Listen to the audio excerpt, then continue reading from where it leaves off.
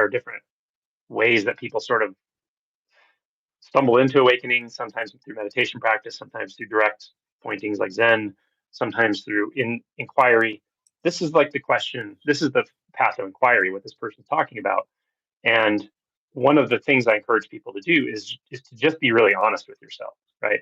So what you described is a very clear um, uh, I don't know, crystallization of the way the mind uses the illusion of future and its imagined version of future to keep seeking, right? I get the car.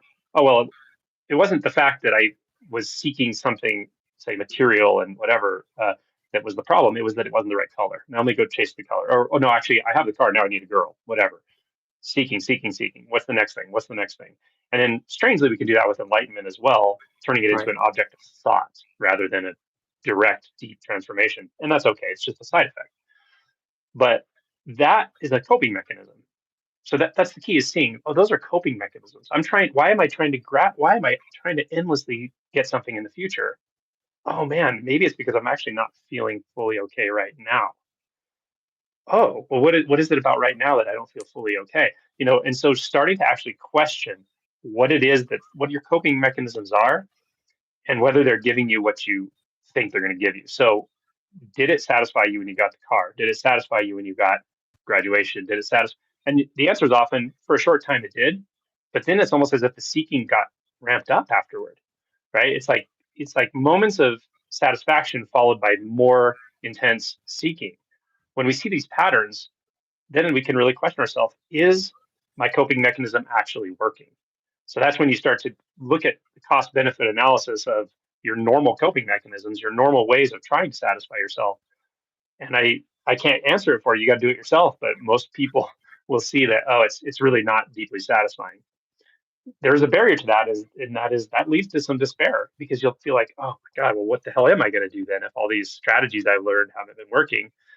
But that is the gateway to like a deeper questioning, a deeper looking in your own way. And this is an element I haven't brought in yet. All of these motifs I'm using, and these paradigms we have, they're good pointers. Of Course in Miracles, Buddhism as a whole, like Advaita Vedanta, Christian mysticism. These are good pointers, and there are people who have gone through these transformations in the past who pointed that out to us.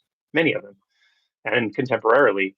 But I want to make this point that this journey also is a very personal one in a way. When you start unhooking those coping mechanisms, or you start seeing that they're really not deeply satisfying you, and you kind of start to feel the deeper emotion stuff, that's getting closer to the kernel of what's holding you into this pattern of sort of, I don't know how to say, like mental self-absorption. And when you start to get into that, it does feel very personal in all kinds of ways. It can feel like shame, it can feel like fear, it can feel like guilt, it can feel like wonder. So just know that it's also a personal journey, and it's not about spiritual concepts, and it's not about the paradigms other people use, including anything I'm saying. Your journey doesn't look like mine, it looks exactly like yours. So there's Right. something very personal about this, which is great, and as it should be. And that's that inquiry that this person brought up, of looking into like what am I doing and is it working? And just being honest with yourself. That's really a big part of this. Like really being honest. Even things like therapy. Like I'm not going to discount therapy, but I know many people who have spent years and years in therapy and they're still not satisfied. They're still kind of suffering. They've maybe gotten taken care of gross suffering, but there's this low level of just no, something's still not right. You have every right to address that, and you don't need a professional. You need yourself. You don't need an enlightened deity. You need yourself.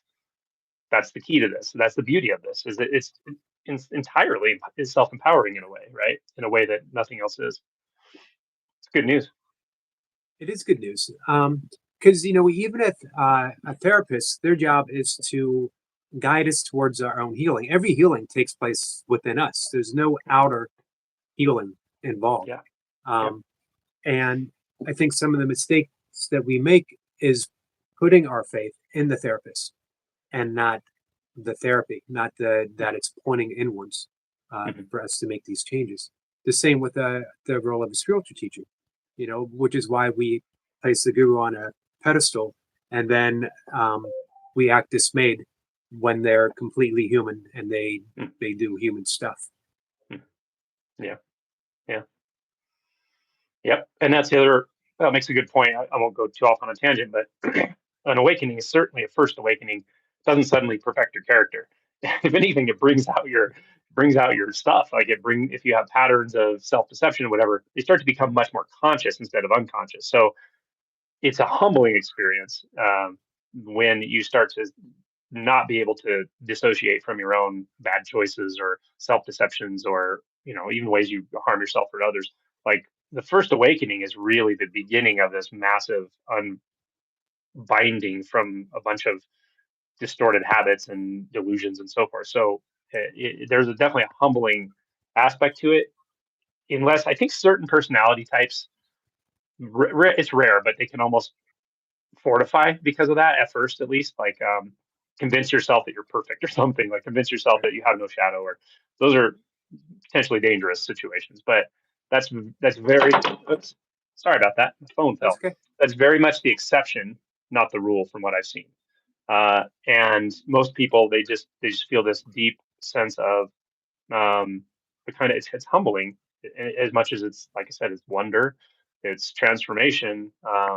It's an experience of vastness that's accessible all the time, and it's also an inability to lie to yourself as effectively as you used to, and it gets harder Right. and harder as you go.